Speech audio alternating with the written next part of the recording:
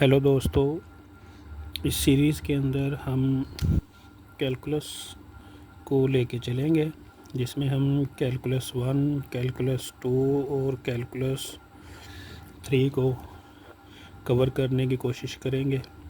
इसमें हम 1 बाय 1 चलेंगे। पहले कैलकुलस 1 के टॉपिक क्लियर करेंगे, फिर 2 के, उसके बाद 3 के, और हर कॉन्सेप्ट से मुतल्लिक जितने भी पॉसिबल होंगे क्वेश्चंस वो हम साथ साथ सॉल्व करते जाएंगे।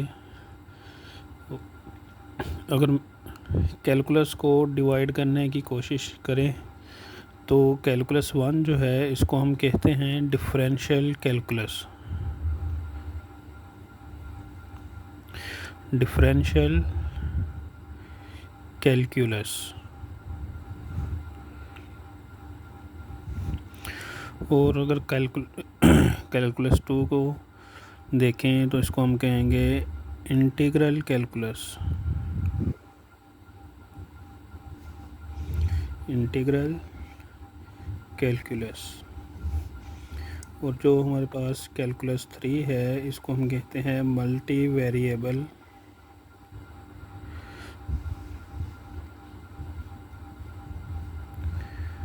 कैलकुलस। तो बेसिकली कैलकुलस को स्टार्ट करने की, डिस्कवर करने की जो वजह थी हमारे पास, वो दो तरह की वजूहात थी, जिससे फिर कैलकुलस की दो मेन ब्रांचेस जो हैं वो हमारे पास आई। एक को हम डिफरेंशियल कैलकुलस का नाम दिया, दूसरी को इंटीग्रल कैलकुलस का नाम दिया। पहली प्रॉब्लम जो थी वो हमारे पास ये आई थी कि अगर हमारे पास एक कर्व हो और हमने उसकी टेंजेंट लाइन जो है वो मालूम करनी है। ये हमारे पास है एफ ऑफ एक्स, ठीक है, और हमने उसकी टेंजेंट फाइंड करनी है। तो कैसे मालूम करेंगे? तो इस क्वेश्चन ने डिफरेंशियल कैलकुलस को जन्म दिया। Differential calculus.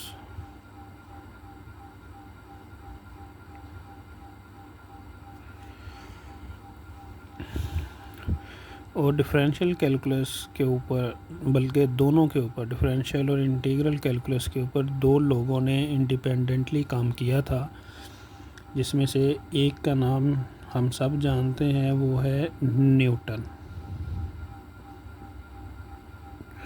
और दूसरे नंबर पे नाम आता है लेबनिज़ का।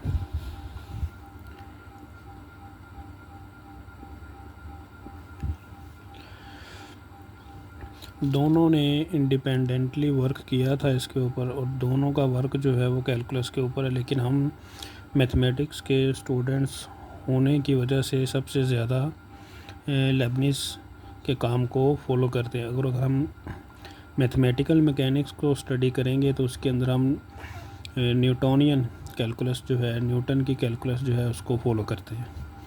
और दूसरा क्वेश्चन जो था जिसने इंटीग्रल कैलकुलस को जन्म दिया वो ये था कि हमारे पास इससे पहले जो था वो एरिया जो था, एरिया प्रॉब्लम जो था हमारा,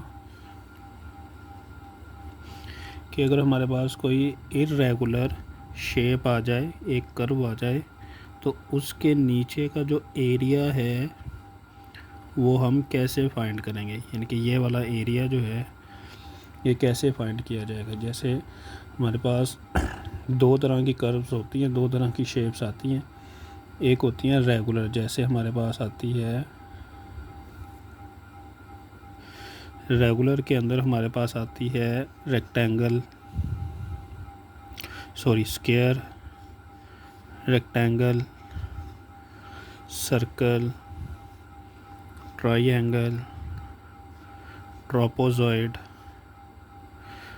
पैरेललोग्राम।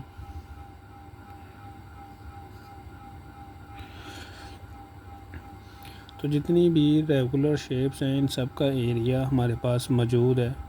लेकिन इर्रेगुलर शेप यानी कि कर्व जो है उसके नीचे का जो एरिया है ये कैसे मालूम करेंगे? इस प्रॉब्लम ने इंटीग्रल कैलकुलस को जन्म दिया।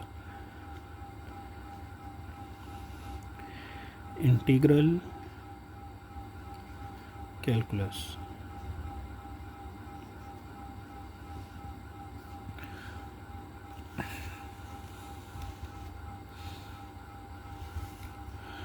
तो हमारे पास कैलकुलस की दो ब्रांचेस आ गई, एक डिफरेंशियल कैलकुलस, दूसरा इंटीग्रल कैलकुलस। और अगर सवाल ये किया जाए कि व्हाट इज़ कैलकुलस, कैलकुलस का हमने पढ़ तो लिया कि कैलकुलस जो है वो 3 हिस्सों में डिवाइड की जाती है। तो कैलकुलस क्या है, व्हाट इज़ कैलकुलस? तो कैलकुलस को मुख्तलिफ मैथमेटिशियंस जो हैं वो मुख्तलिफ़ तरीक़ों से डिफ़ाइन करते हैं। मिसाल के तौर पे कुछ कहते हैं the branch of mathematics that deals the study of rate of changes. कुछ इंटीग्रल कैलकुलस के लिहाज से जो है इसको डिफ़ाइन करते हैं। तो बेसिकली अगर हम इसकी डेफिनेशन करेंगे तो मैं भी उसी डेफिनेशन की तरफ जाऊंगा जिसके अंदर मैथमेटिशियंस ने कहा है कि ये एक ऐसी ब्रांच है जिसके अंदर हम रेट ऑफ चेंज को स्टडी करते हैं।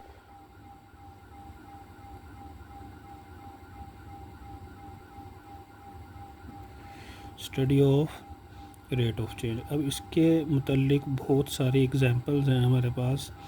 मसलन rate of change of displacement, उसको हम वेलोसिटी कहते हैं। Rate of change of velocity with respect to time, उसको हम एक्सेलरेशन कहते हैं। इसी तरीके से इकोनॉमिक्स के अंदर डिमांड की सप्लाई के लिहाज से या प्राइस के लिहाज से जो रेट ऑफ चेंज है, या population rate of change with respect to time. तो कैलकुलस जो है इन सारी चीज़ों को स्टडी करती है। तो ये एक मुख्तसर और छोटा सा कैलकुलस का इंट्रोडक्शन था। उम्मीद है कि आप सबको पसंद आया होगा। तो मिलते हैं अगली वीडियो में।